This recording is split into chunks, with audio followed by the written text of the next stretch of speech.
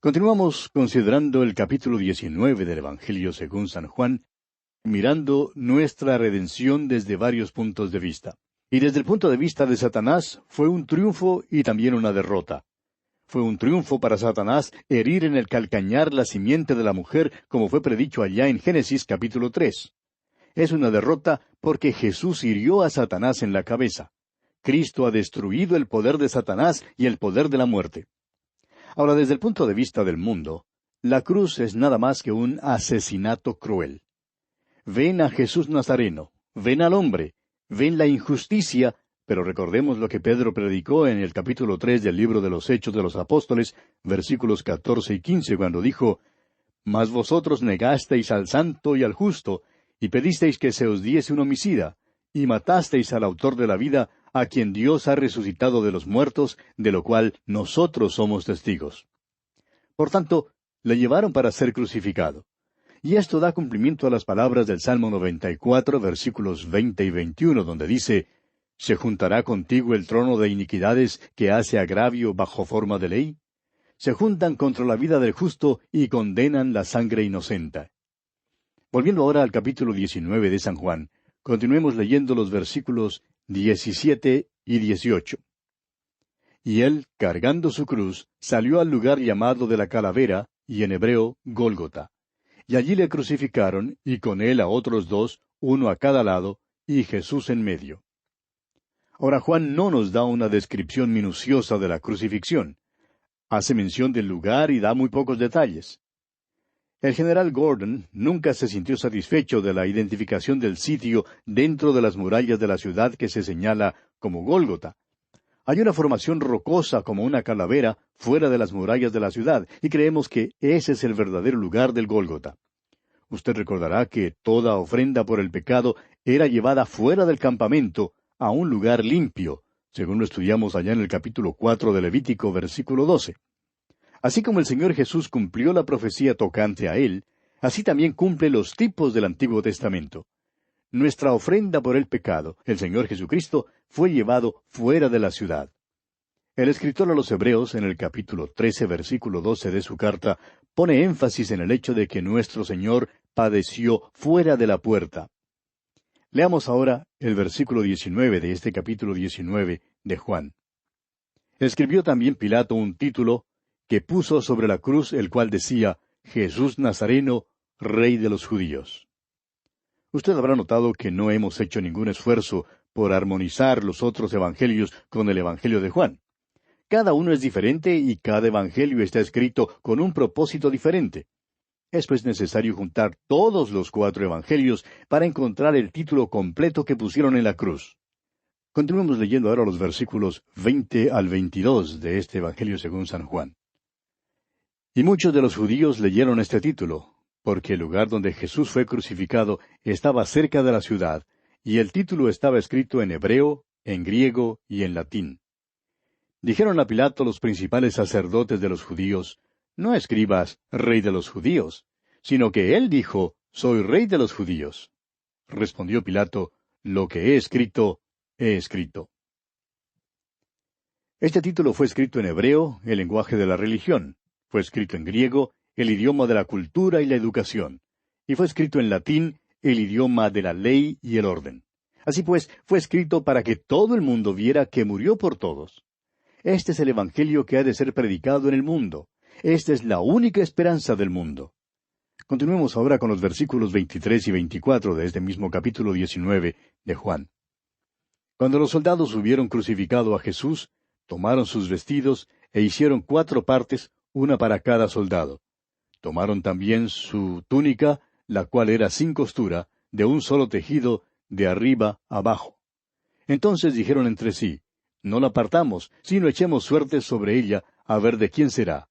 Esto fue para que se cumpliese la Escritura, que dice, «Repartieron entre sí mis vestidos, y sobre mi ropa echaron suertes», y así lo hicieron los soldados.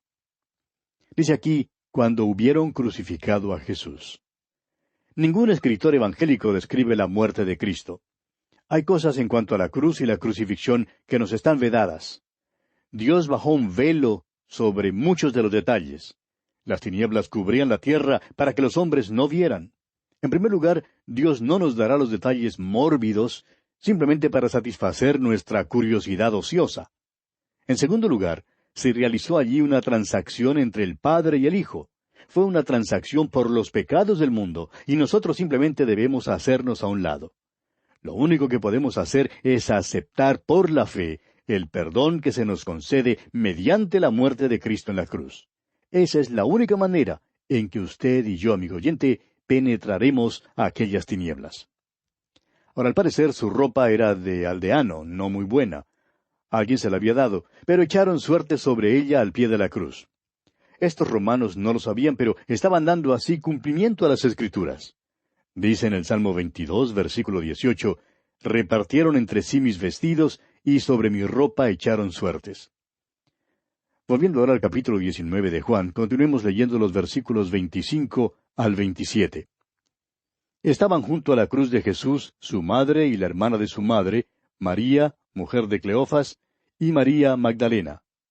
Cuando vio Jesús a su madre y al discípulo a quien él amaba, que estaba presente, dijo a su madre, Mujer, he ahí tu hijo. Después dijo al discípulo, He ahí tu madre. Y desde aquella hora el discípulo la recibió en su casa. Jesús llama a María mujer, así como la había llamado en las bodas de Caná, que se relata en el capítulo 2 de este Evangelio de Juan. Su hora había llegado. Debe morir, pero resucitará. Será glorificado. Su relación con ella se romperá, y para ella, tanto como para nosotros, Él será el Cristo glorificado. Su resurrección vindicará el nombre de ella para siempre, es decir, la reputación de ella quedará vindicada. Pero ella tiene que venir a Cristo por la fe, así como todos los demás creyentes. Mientras Él muere por los pecados del mundo, Él no la olvida.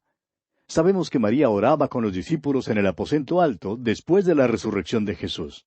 Y después de eso, ella no figura ya en el asunto. Mientras ella viviera, Juan la tendría en su casa y cuidaría de ella, así como el Señor le pidió que hiciera. Continuemos ahora leyendo los versículos 28 hasta el 30 de este capítulo 19 de San Juan.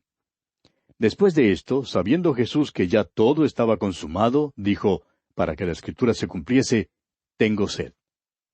Y estaba allí una vasija llena de vinagre. Entonces ellos empaparon en vinagre una esponja, y poniéndola en un hisopo, se la acercaron a la boca. Cuando Jesús hubo tomado el vinagre, dijo, Consumado es. Y habiendo inclinado la cabeza, entregó el Espíritu. Juan con cuidado nos enseña que la Escritura se cumple. Hay algunos capítulos en el Antiguo Testamento que tienen que ver especialmente con la crucifixión. Permítanos mencionar aquí el Salmo 22, Génesis capítulo 22, Isaías 53 y el capítulo 16 de Levítico. Hay 28 profecías que se cumplieron mientras él pendía de la cruz. La expresión tengo sed es el cumplimiento del Salmo 69, 21. Consumado es. Ahora, ¿qué fue consumado? Pues la redención suya y la mía fue consumada, amigo oyente. En su informe al Padre le había dicho, he acabado la obra que me diste que hiciese. Por eso dijo, consumado es. Continuemos ahora leyendo los versículos 31 al 37 de este capítulo 19 del Evangelio según San Juan. Entonces los judíos, por cuanto era la preparación de la Pascua, a fin de que los cuerpos no quedasen en la cruz en el día de reposo, pues aquel día de reposo era de gran solemnidad, rogaron a Pilato que se les quebrasen las piernas y fuesen quitados de allí. Vinieron pues los soldados y quebraron las piernas al primero y asimismo al otro que había sido crucificado con él. Mas cuando llegaron a Jesús, como le vieron ya muerto, no le quebraron las piernas. Pero uno de los soldados le abrió el costado con una lanza, y al instante salió sangre y agua. Y el que lo vio da testimonio, y su testimonio es verdadero, y él sabe que dice verdad, para que vosotros también creáis. Porque estas cosas sucedieron para que se cumpliese la Escritura, no será quebrado hueso suyo. Y también otra Escritura dice, mirarán al que traspasaron. La primera profecía que Juan menciona aquí se cumplió. Dice en el Salmo 34:20, Él guarda todos sus huesos, ni uno de ellos será quebrantado. La segunda profecía todavía queda para ser cumplida. El profeta Zacarías, en el capítulo 12 de su profecía, versículo 10, dice, Y mirarán a mí, a quien traspasaron, y llorarán como se llora por hijo unigénito. Ha sido traspasado, esa parte ya ha sido cumplida, pero Zacarías dice que Él vendrá de nuevo y que cuando venga mirarán a Él, a quien traspasaron, y llorarán. Y pasamos ahora a considerar la sepultura de Jesús en la tumba de José de Arimatea. Tratamos con los hechos, con los grandes hechos históricos del Evangelio. Ahora, ¿qué es el Evangelio? El apóstol Pablo nos lo explica en su primera carta a los Corintios capítulo 15, versículos 3 y 4, cuando dice, «Porque primeramente os he enseñado lo que asimismo recibí, que Cristo murió por nuestros pecados conforme a las Escrituras, y que fue sepultado, y que resucitó al tercer día conforme a las Escrituras». Estas son las verdades centrales del Evangelio. Nuestra salvación se basa en nuestra relación con esas verdades y con la persona de Jesucristo. Amigo oyente, ¿confía usted en Él? ¿Confía en lo que Él hizo por usted cuando murió en la cruz? ¿Cree usted que murió una muerte vicaria, sustitutiva y redentora por usted? Continuemos ahora con los versículos 38 al 40 de este capítulo 19 del Evangelio según San Juan. Después de todo esto, José de Arimatea, que era discípulo de Jesús, pero secretamente por miedo de los judíos, rogó a Pilato que le permitiese llevarse el cuerpo de Jesús. Y Pilato se lo concedió. Entonces vino y se llevó el cuerpo de Jesús. También Nicodemo, el que antes había visitado a Jesús de noche, vino trayendo un compuesto de mirra y de áloes, como 100 libras. Tomaron pues el cuerpo de Jesús y lo envolvieron en lienzos con especias aromáticas, según es costumbre sepultar entre los judíos. Los dos hombres que tocaron el cuerpo de Jesús eran hombres eminentes. José de Arimatea era rico, y Nicodemo era príncipe de los judíos, el que había venido a Jesús de noche. Los dos eran discípulos secretos y ahora por primera vez se declaran abiertamente. Y no debemos ser tan críticos de estos dos hombres. Se habían quedado callados, pero ahora los discípulos del Señor, todos se han dispersado como ovejas y se esconden. Y es ahora cuando precisamente estos dos hombres se presentan valientemente. Ahora recuerde usted, amigo oyente, que los hijos de Israel habían vivido en Egipto. Algunos creen que fueron ellos los que perfeccionaron el método de embalsamamiento de los egipcios. El Hijo de Dios, el creyente, tanto en el Antiguo como en el Nuevo Testamento, siempre creía que el cuerpo resucitaría. El apóstol Pablo, por ejemplo, nos dice en su primera carta a los Corintios, capítulo 15, versículos 42 y 43, «Se siembra en corrupción, resucitará en incorrupción. Se siembra en debilidad, resucitará en poder». Será pues un cuerpo glorificado. Por esa razón, el Hijo de Dios, el creyente, ha tenido siempre una reverencia y un cuidado especial con el cuerpo. Pero no hay nada de pagano en cuanto a eso. Por supuesto, los egipcios se hicieron muy paganos con relación a esto y eran muy paganos aún en su manera de pensar a este respecto. El pensamiento central era que el servicio fúnebre debía demostrar el hecho de que si esta persona era hijo de Dios, algún día los creyentes estarían con este ser querido otra vez. Y eso es siempre lo más importante. Ahora ellos habían aprendido a embalsamar como lo hacían los egipcios, y esa era aparentemente la manera aquí. Note usted que usaron lienzos y que trajeron 100 libras de un compuesto de mirra y de áloes y que lo envolvieron. Note eso. Ahora lo que los egipcios hacían, ve usted, es que tomaban el compuesto de mirra y de áloes y comenzaban envolviendo primero un dedo. Cuando habían envuelto ese dedo, le frotaban la mirra y los áloes. Luego hacían lo mismo con otro dedo. Así cuando ya habían hecho todos los dedos, envolvían la mano y mientras la envolvían, le frotaban la mirra y los áloes. Eso lo sellaba, no dejando entrar el aire. Cuando habían terminado de envolver la mano, envolvían entonces el brazo. Cuando terminaban de envolver el brazo, lo envolvían junto al cuerpo, habiendo envuelto previamente el cuerpo. De modo que, como usted puede ver, amigo oyente, el cuerpo quedaba pesando unas 100 libras más de lo que pesaba al principio. En otras palabras, envolvieron el cuerpo del Señor Jesús como una momia. Ahora Juan hace mención especial de que envolvían el cuerpo en los lienzos usando las especies, porque este es un detalle muy importante para él. Usted recordará que por la mañana del día de resurrección, Juan vio los lienzos allí sin estar el cuerpo, y entonces comprendió la resurrección y creyó. Continuemos ahora leyendo los versículos 41 y 42 de este capítulo 19 de San Juan. Y en el lugar donde había sido crucificado, había un huerto, y en el huerto un sepulcro nuevo, en el cual aún no había sido puesto ninguno. Allí pues, por causa de la preparación de la Pascua de los judíos, y porque aquel sepulcro estaba cerca, pusieron a Jesús. Como usted ve, amigo oyente, esto era conveniente también. Le bajaron de la cruz antes de la noche de la Pascua. La Pascua comenzaba antes de la caída del sol, de modo que tenían que apresurarse, y por eso en realidad no terminaron de envolver el cuerpo como esperaban hacerlo. Porque como usted recordará, en el primer día de la semana, las mujeres vinieron con más mirra y tenían la intención de aplicarla al cuerpo de Jesús. ¿Pero qué ocurrió cuando llegaron allí? Bueno, el capítulo siguiente, el capítulo 20, nos dice lo que ocurrió. Y así concluimos nuestro estudio del capítulo 19 del Evangelio según San Juan. Y llegamos ahora al capítulo 20. En este capítulo encontramos registrada la resurrección de Jesús. La resurrección de Jesucristo, amigo oyente, es el mismo corazón de la fe cristiana. Tiene mucha importancia, pero hallamos que hoy en día se hace muy poco caso de ella. Los libros de teología, los himnos de la iglesia, los sermones, todos tienen que ver con la muerte de Cristo. Con demasiada frecuencia, la resurrección de Cristo se celebra solamente en el día de la resurrección. Los sermones en el Nuevo Testamento, principiando con el día de Pentecostés, tenían como tema la resurrección de Jesucristo. Comencemos, pues, nuestro estudio de este capítulo 20, leyendo el primer versículo. El primer día de la semana, María Magdalena fue de mañana, siendo aún oscuro, al sepulcro, y vio quitada la piedra del sepulcro. El primer día de la semana, es decir, el domingo, María Magdalena vino a la tumba. No tenía ningún pensamiento de que Jesús se hubiera levantado de los muertos. Llegó a la tumba antes de que los discípulos vinieran. Según lo que sabemos, los discípulos ni aún intentaban llegar a la tumba. Ahora, ¿cuándo se cambió el día de reposo de sábado a domingo? Se cambió cuando Jesucristo resucitó de los muertos. Estuvo muerto durante el sábado, pero resucitó el domingo. De allí en adelante, los creyentes se han reunido en el primer día de la semana. El sábado pertenece a la vieja creación. Después de que Dios creó todo, reposó el sábado. Ahora hemos llegado a la nueva creación en Cristo Jesús. El día de Pentecostés fue el domingo, el primer día de la semana. Es interesante que Juan, el último de los escritores del Evangelio, pone énfasis en que fue el primer día de la semana cuando Jesús resucitó de los muertos.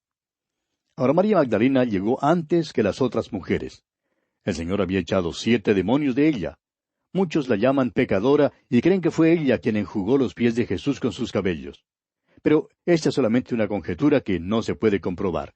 Creemos que ella era una persona de aptitud muy alta y que quedó eternamente agradecida del Señor por haberla sanado. Es posible que fuera más enérgica o que tuviera más interés que las demás. Quizás era más joven y por eso llegó primero, mientras todavía era oscuro. Ahora, cuando vio que el cuerpo de Jesús no estaba allí en el sepulcro, enseguida corrió para contárselo a Juan y a Pedro. Leamos el versículo 2 de este capítulo 20 de San Juan. Entonces corrió y fue a Simón Pedro y al otro discípulo, aquel al que amaba Jesús, y les dijo, «Se han llevado del sepulcro al Señor, y no sabemos dónde le han puesto». El discípulo al cual amaba Jesús es Juan. Cualquiera de los discípulos, excepto Judas Iscariote, pudiera haberse servido de este título para sí mismo. Inclusive usted, amigo oyente, le es posible también servirse de este título. El apóstol Judas en el versículo 21 de su carta dice, «Conservaos en el amor de Dios, esperando la misericordia de nuestro Señor Jesucristo para vida eterna». Consérvese, amigo oyente, en el amor de Dios, porque usted sabe que le ama. Es maravilloso tomar la posición que tomó Juan, el discípulo, aquel al que amaba Jesús. Ahora encontramos juntos a Simón, Pedro y a Juan. Juan lo ha recibido, y nos preguntamos si alguno de los otros discípulos, los buenos fundamentalistas, oyeron de la negación de Pedro y le excluyeron. Pero gracias a Dios que Juan lo recibió en un tiempo cuando Pedro necesitaba desesperadamente que alguien le recibiera. Juan, el hijo del trueno, ha llegado a ser ahora el apóstol del amor. ¡Qué cosa más maravillosa es esa! Ahora María Magdalena no esperaba la resurrección. Ella pensaba que habían robado el cuerpo del Señor.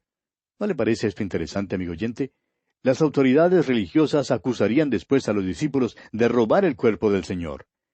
El primer pensamiento de María fue, las autoridades religiosas robaron el cuerpo del Señor. Creemos que las autoridades religiosas habrían dado cualquier cosa por poder presentar el cuerpo de Jesús en aquel primer domingo. Ahora Simón Pedro y Juan tampoco esperaban la resurrección.